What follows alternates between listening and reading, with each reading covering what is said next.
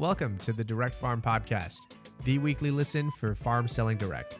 We'll talk about the 4 levers for farm success, which are quality, brand, price, and convenience. We'll hear from outside industry experts and producers like you to delight your customers, save time, and to increase your direct farm sales and business. We're glad you're here. Welcome to the Direct Farm Podcast. I'm Rory, your host for today's episode.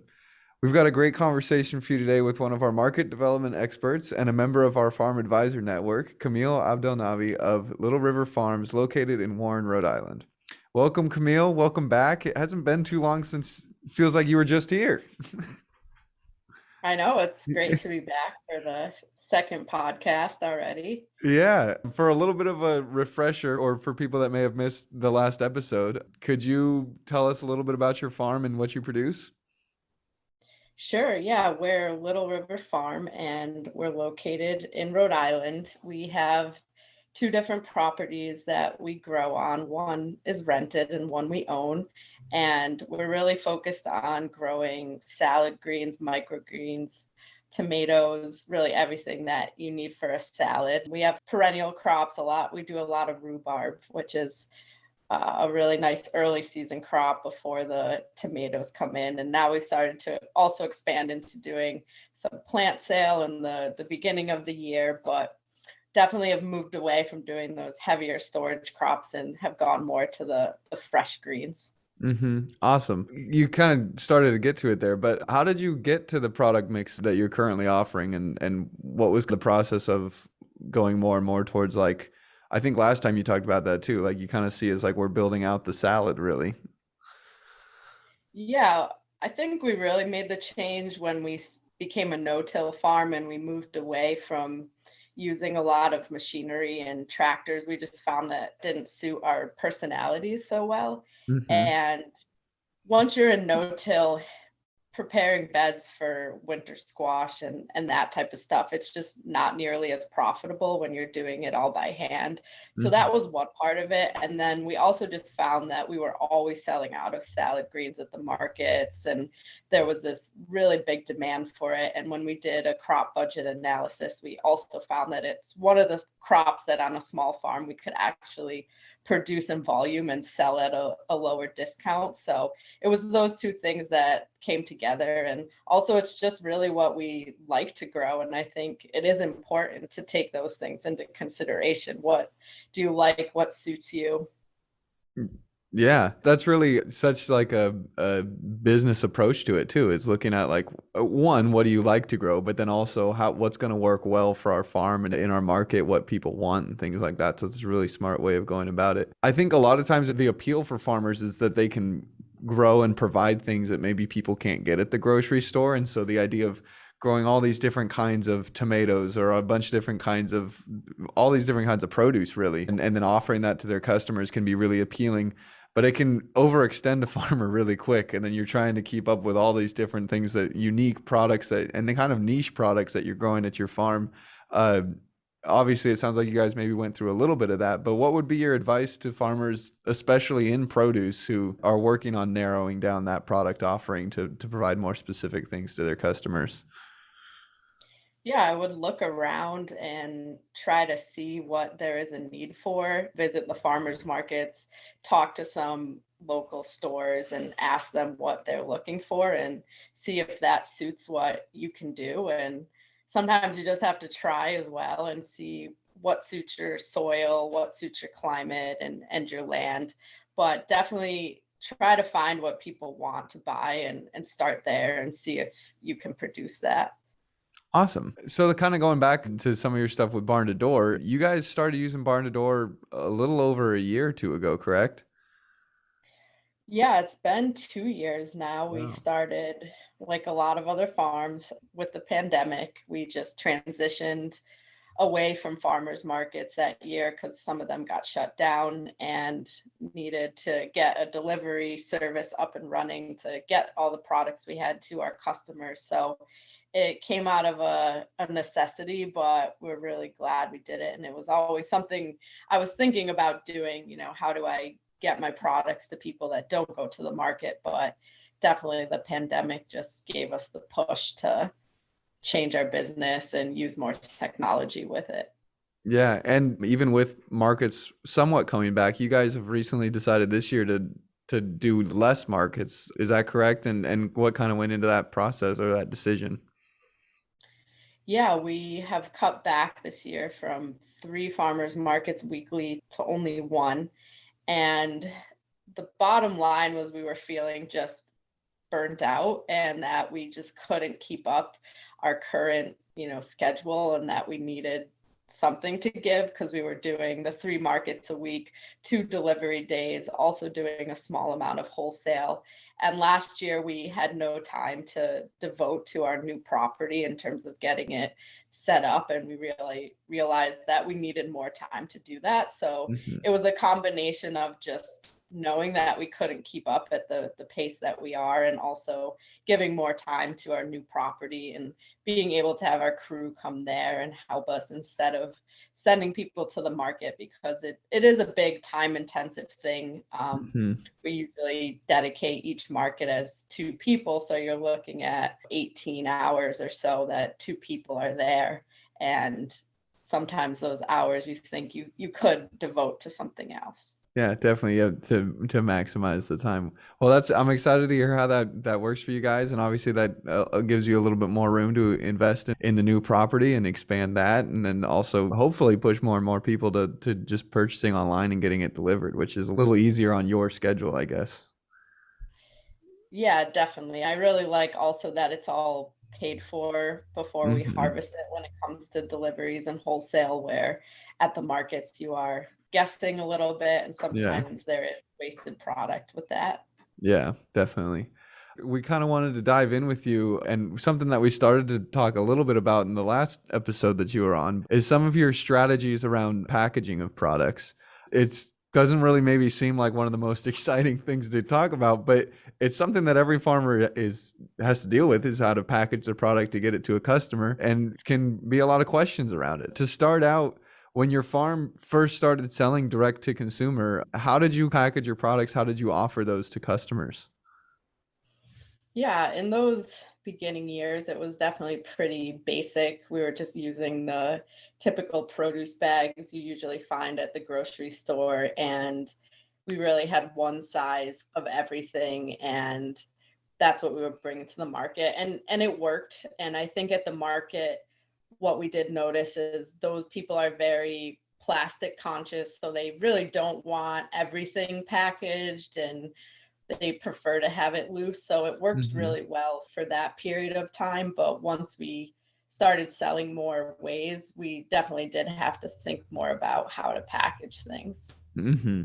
And so, what are some of those changes that you've made since then? Yeah, once we started doing the home delivery, we were noticing that a lot of customers were purchasing multiple 8-ounce bags of or 2-ounce clamshells of microgreens. So I started to offer more, I call them family sized bags. So they're a larger quantity and we offer it at a lower price. And then also we say that it helps you save on plastic because you're only getting one bag. And we offer some other bulk things that people can get online. And then once we started going to the grocery stores with our mostly our salad mix and our microgreens, our main goal was to try to make the packaging look as much like what was already in the store and what people were used to. So that did encourage us to actually go to clamshells and to pack our salad mix in a 5-ounce option with a nice label on it that says where it comes from and what's in it, just so it really looks just like the big farms that are coming in from California and places like Hmm. that. Yeah, it sounds like there was probably a lot along that process, but what are some of those key lessons that maybe you learned, or maybe mistakes that you made at first when you were switching to some of these new packaging practices? Definitely trialing them all was really important. So I did make sure to do that before I debuted anything, just to make sure, okay, it actually does fit in this clamshell. Is Yeah. it safe? I think it's also just educating people why you made the changes, because I know, for example, at the farmers market, we switched from a small plastic bag to a clamshell for our microgreens. And we did get some feedback or backlash from that because people did think it was more plastic, and we were saying it's a compostable clamshell. So just really trying to educate people. And also sometimes those decisions are because it's just more efficient to pack for our Mm-hmm. employees and everything. But I've learned the customers really don't care too much about that at the end of the day. Yeah. No, that's funny. And then also from like the, I guess, inventory side of things, along with making it easier for your employees to pack things, did you guys used to offer like a buyer's choice CSA or anything like that, where the customer had a lot of power, I guess, in that selection process? Did you guys do anything like that? Yeah, our first 3 or 4 years, we had a market style CSA, and that's because where we learned to farm, that's the style that they use. So it was really one table was all full of bunches, and another table was full of pounds, and each person could come in and take 4 bunches and 4 pounds of whatever they wanted. And so we tried to duplicate that model, and I will say the customers absolutely love it.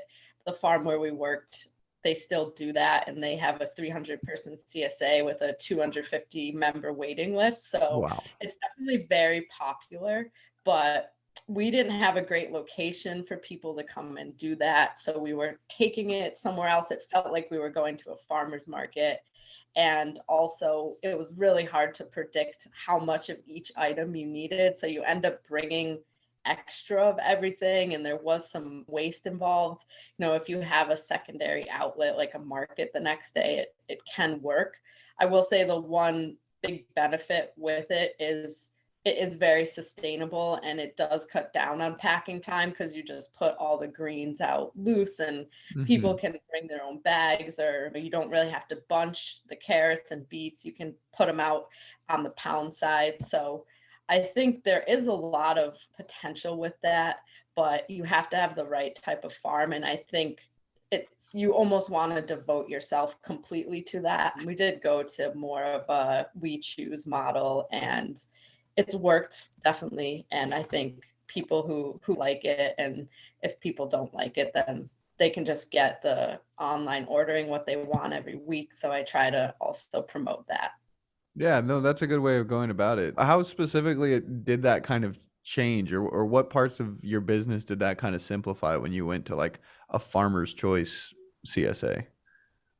Yeah, I mean, one thing is you don't have to staff the market stand. So, I was staffing it at the other farm when I was an apprentice. So that makes a lot of sense. But when it was myself or my farming partner or one of our employees there for 7 hours setting it up and standing there, it just felt like it wasn't profitable enough. And we looked at it from that standpoint. It was definitely really great to meet the customers. And I think that sometimes with the bundles where we choose, we do miss that connection of it, but Mhm. we try to supplement with farm tours and events, and so that we can have a face to the vegetables like we used to. Mhm. Yeah, no, I like that. A face to the vegetables. I'm curious, when you do a farmer's choice, people get like, customers tend to get concerned they don't know what's in it, or they don't know how to use what's in it. How do you kind of inform customers what they should expect every week from their subscription, or every month from their subscription? Yeah, I send out a weekly email to everyone who's getting the CSA, letting them know what's in it. And I give small tips for cooking certain things. And then this year, I'm really trying to focus on doing twice a month blog posts, with some of them being recipes. Like I just featured rhubarb this week just because it's in the boxes, but people don't always know what to do with it. So Mhm. definitely trying to educate and just really give people a heads up what they are getting. And if someone comes to me and they say that it's too much for them, I work with them to make it a bi-weekly subscription so that it's only coming every other week. Some people order, we have 2 boxes. We have a salad lovers that's more heavy on all the salad ingredients, and then a more diverse one called the Farmer's Choice. And some people get both of them every week. I think it's just trying to be flexible and accommodate and educate everyone who is in the CSA, the subscription program. Yeah, I'm curious, what was the rhubarb recipe that you shared this week? Oh, we gave a lot. You can do a rhubarb crumble, rhubarb cocktails and mocktails, Whoa. rhubarb cake. You can even make a barbecue sauce with it. So it's pretty versatile, but I think it's something that people sometimes feel a little afraid of. Yeah, I love rhubarb. That's awesome. I've only had like crumbles and cakes though. I've got to try the rhubarb cocktail. Yeah, it makes a very good syrup. Awesome. I know something that a lot of times, and you may have even gotten questions like this in Connect, Camille, but how do you offer your products, especially your greens today? Like, what are the sizes customers can get? Yeah, so on our online store, we have an 8 ounce and a 1 pound bag of most of our greens. And then once we start having a lot, I'll even offer a 3 pound bulk bag. Sometimes we have personal chefs order through our Mm. website. So that works for them, or just if you're having a big party. And then to go to the stores, we have a 5 ounce bag or a clamshell. And one of the stores did just email me because some of their customers don't like the clamshell. So she wants to also offer a 1 pound bag for those customers who want a larger amount and to move away from the clamshell. Hmm. So I'm always willing to hear back from who our customers are and try to accommodate what they want. Hmm. Yeah, that's really smart. And then is that the same options that you have for microgreens that you do for the greens? No, the microgreens, because they are so much more in a pound. For something like micro broccoli, we have a 2 ounce clamshell and then a 4 ounce clamshell. And then for something like the pea shoot sunnies, we do sort of the same as the other greens where we have a 6 ounce bag and then a 1 pound bag. And they are a little more expensive than the salad greens. But yeah, just try to have a lot of different options. And then for the grocery stores, we go with a 3 ounce clamshell with pea shoots and sunnies. So I will say the training period for new employees is a little long because it is really nuanced, and Yeah. same microgreens go in a 3 ounce that go in a 4 ounce. So it does take a little bit of training and a system to make sure that it's all clear, but it is worth it. Yeah. And then how did you decide on these sizes? And was it a lot of it kind of customer feedback, or what was that process? It was really just looking at what was typically sold. So I looked at other microgreen farmers. We have a really big one here, or I was sometimes they're in the stores. So I really just always try to do that, is really mimic what's out there, because I think these bigger farms and bigger companies, they've thought a lot about the ideal size. So I think that's always a really good place to start. And then you can go from there for what works for you. We used to do the sunflower shoots in different sizes than the pea shoots. And we definitely realized, okay, that's an unnecessary level of complication. We can just make those things like all the same, because it was getting a little bit out of hand. But so try to make it easy, but also try to be flexible too. That's a really smart way to look at it too, is that a lot of the bigger farms or big food supply organizations, they've thought about how the best way to package something to make it convenient. They definitely can't offer the same quality of product you can, but they have done some research and thought through that. So that's a smart way to mimic that practice. And then I was curious too, with the bulk options, how did you decide to do that, and what went into the decision to start offering bulk options of your products? Yeah, we always do a survey at the end of the year. People said that they really liked getting the bulk options that we had and would like to see more of that. So we used to just sort of do, bulk tomatoes for canning season, or bulk rhubarb for people who like to preserve it. And then we saw, oh wow, people like getting a lot of stuff. Some people put it in smoothies. So getting a 3 pound bag of spinach is great for some people. So Hmm. really just always trying to get customer feedback and hear what they want and try to accommodate what they say as much Hmm. as possible. Yeah. If somebody goes with the bulk option, do you have a specific calculated kind of discount, I guess, that they get from buying in bulk, or have you guys picked like a 15% number or something like that? Yeah, we really just do those big bags at the same price as our wholesale bags. For example, if you're buying an 8 ounce bag of salad, it's going to come out to be $12 a pound. But if you're getting a 3-pound bulk bag, you're getting it at $8.50 a pound. So it really is a discount. Maybe we need to raise some prices after this year, but right now with everybody raising prices, we're trying not to. And we did do a price raise last year. So it is always important just to look at what the costs are that go into it. I did just have to raise the clamshell case cost to stores, and I just had an open dialogue with them and said, hey, I'm going to have to raise this. Does this work for you? Should I look into a different option if it's going to be too expensive? So it's definitely always important. If different costs go up, you definitely should look at if your costs are right for what you're selling your stuff for. Definitely. To go into some of the specifics on your packaging a little more, is all of your packaging, bags or clamshells, is all of that branded with your logo? Yeah, we have a nice sticker for most of our greens that we had designed locally and worked with the designer. So that actually we feel like really helps us stand out in the stores because it has a really nice, personal touch to it. And we make sure to say on it local, 100% organic, and also no-till, and just really promote those things. But yeah, we don't label everything that goes to the farmers market just because it doesn't seem to matter there as much. We really label the box that it's in so people clearly see what's in there, and then we're there to talk to them about different things. So it seemed like an unnecessary step and cost to go to the markets, at least for us. But maybe if we were doing it, we'd be selling more, but it felt right to just go with unlabeled plastic bags there, and that seems to work well. And so then for when you're packaging those things, it's as simple as you just take in an unmarked pretty much clamshell or bag and then put your sticker on it if you're going to be doing that. Yep. So I like to have like bulk labeling parties. That helps a lot.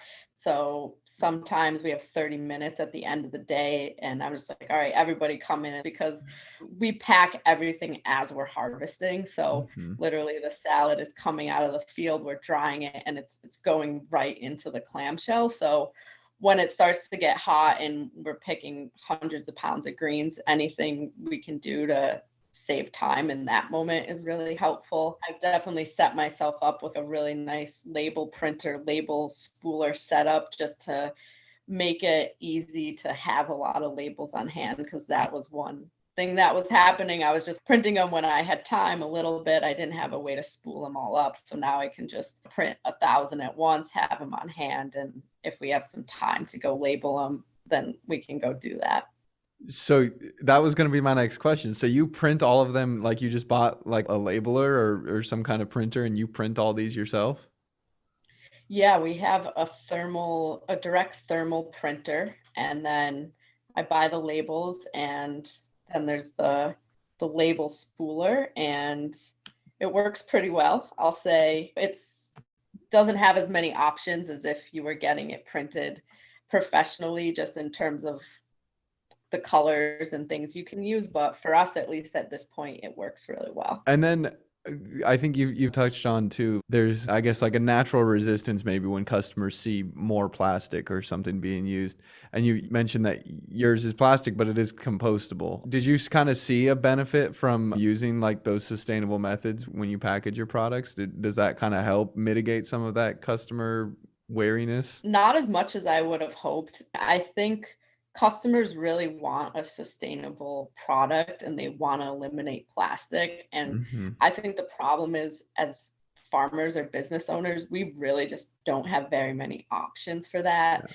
This is a plant-based plastic, but it's only compostable in a commercial facility. So it still has to go in the garbage, but we're trying to say, well, at least it's not made from petroleum.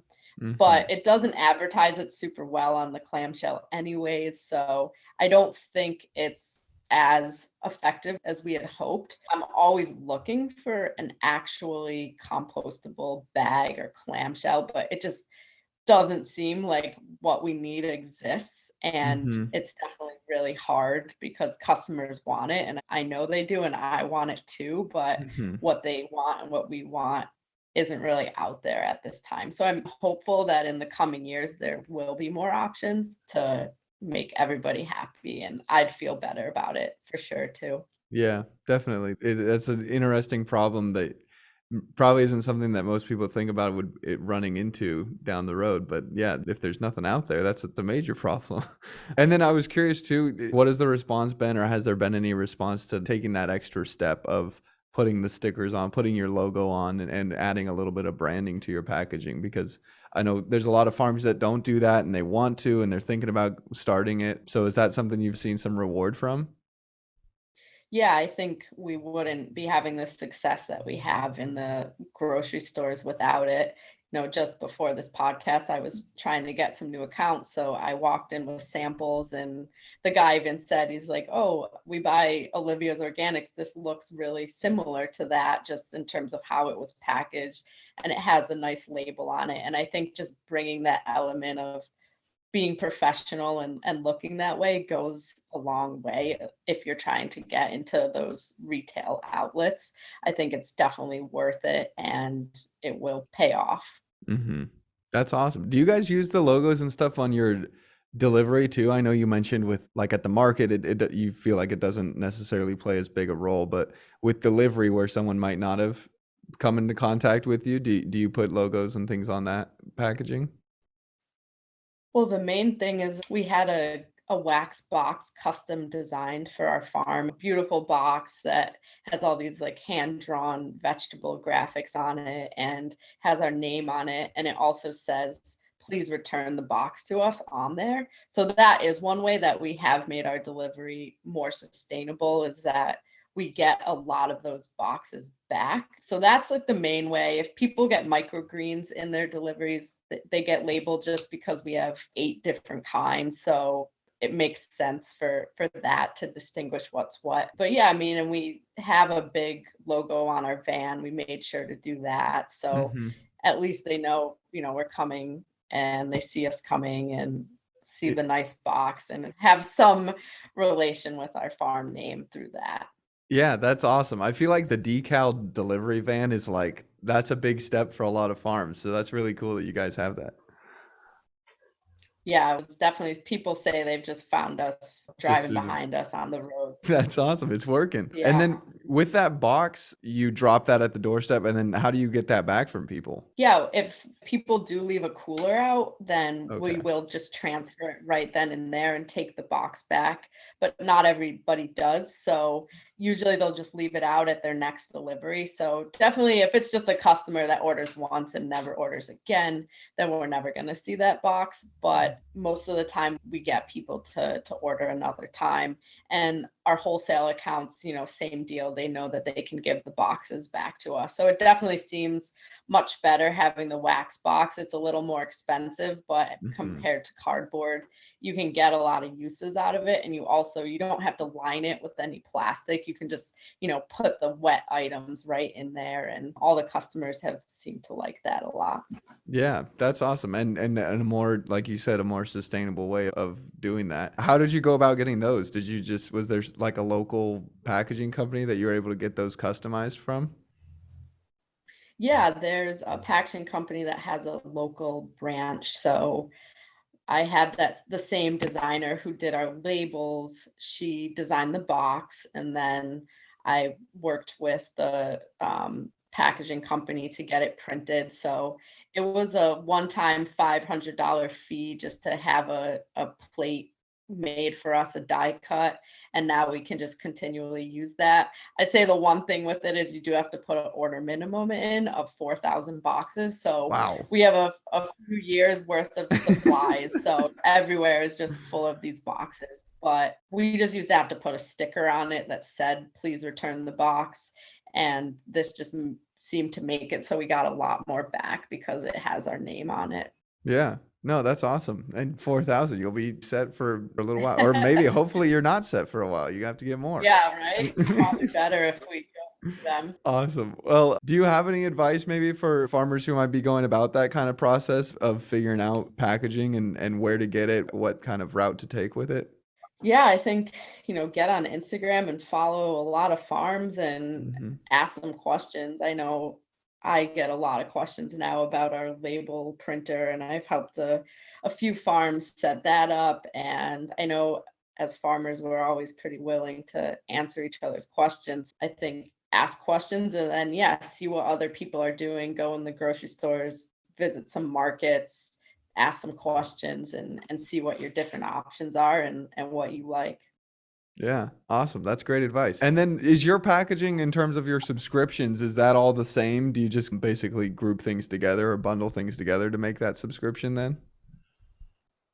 Yeah, it's a box worth. So usually there's about, 6 or 7 items in it.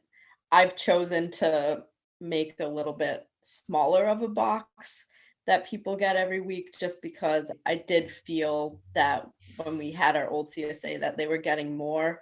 A lot of people weren't going through things Mm-hmm. quickly enough. So threw a little bit of a smaller size for that and then just encourage people to add items on if they want any, and they get a 10% discount off everything in the store if they want to add more things on. One thing that I've found has worked really well is I've offered a sample box that's up there. So if people are interested, they can just order a sample box and see what it's like. And that usually gives people a pretty good idea of the quantity and the quality and what they can expect out of it. And with the idea of them then going and signing up for the subscription. Yeah, and some people do. Some people just seem to like continually order the sample box, which is interesting, but it's fine. At least you're getting like a $25 purchase with that box. So yeah, I think some people just don't like the commitment, but Yeah. they don't want to choose. So it's this medium ground. Yeah. So then you kind of touched on it there, but there is like a benefit really to signing up with the subscription form of getting your products, and that's the 10% discount to everything else in the store. Yep, they get 10% off everything else in the store. And we do have some products that we buy in from other farms. So it includes those products as well. We offer some bundles from our friend's farm. And then we do some scallops and sriracha and stuff like that. So yeah, 10% off everything. And you can go on and order, and people do take advantage of that.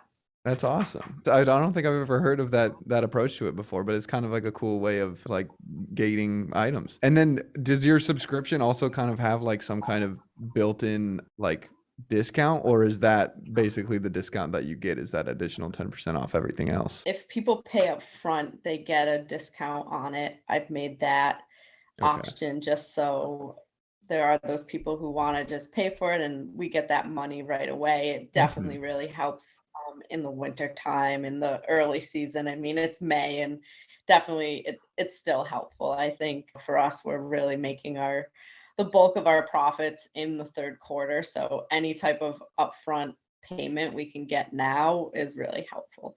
Mm-hmm. And then I guess on the subscriptions as well, you mentioned the packaging can get a little bit confusing or requires a little bit of training with how many different options there are. Does bundles and subscriptions kind of simplify that process for you or for your employees? I think it definitely makes the pack up of those boxes a little bit easier. Not so much the actual bagging of the greens because the subscription items are just with all the other items. Other people ordered 15 bags of spinach and I'm adding on 15.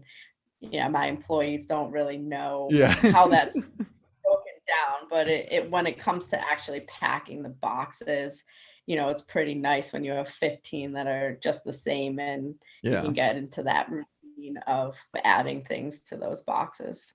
Yeah, figuring out packaging is kind of, I think, a lot of times a big unknown. It's like one of those logistical things that you have to figure out, but nobody that gets into farming typically gets into it to figure out packing logistics. So we've gone through a lot of your process and your decisions that you kind of went through. But are there any final tips that you would give to farmers on how to package their products and hopefully maybe streamline some of that process while also keeping it profitable and meeting customer expectations?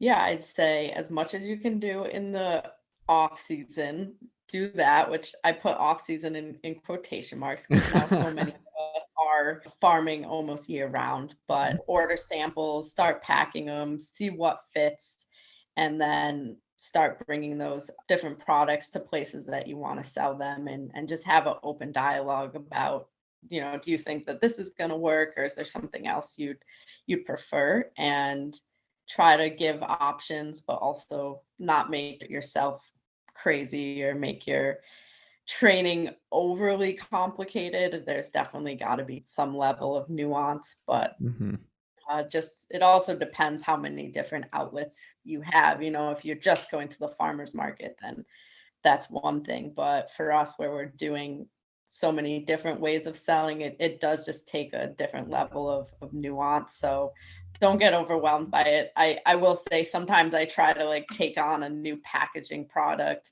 in the summertime. Like last year, I did find out about these bags that are made by this company overseas that can actually go in a backyard compost. And I was just trying to take it on in the middle of June. And I was just like, why am I doing this right now? It is important to think about it, but also do it at a time that makes sense for you. Yeah. No, that's great advice. That's definitely like your busiest time of year. Yeah, exactly. Awesome. I want to extend my thanks to Camille for joining us on this week's podcast episode. Here at Barn to Door, we're humbled to support thousands of farms across the country, including farmers like Camille, who implement sustainable agricultural practices and support their local community. If you would like to ask Camille any questions directly, you can meet her and other farm advisors in Barn to Door Connect. To learn more and register to attend, go to barntodor.com/connect. Those sessions occur weekly. For more information on Little River Farms, you can visit littleriverfarmri.com. To learn more about Barn to Door, including access to numerous free resources and best practices for your farm, go to barntodor.com/resources. Thank you for tuning in, and we'll see you next week. Thank you for listening to this episode of the Direct Farm Podcast. You can subscribe anywhere you listen to podcasts to automatically download new episodes. For more free resources that you can read, watch, and listen to, visit barntodor.com/resources. Thank you again for tuning in, and we'll see you again next week.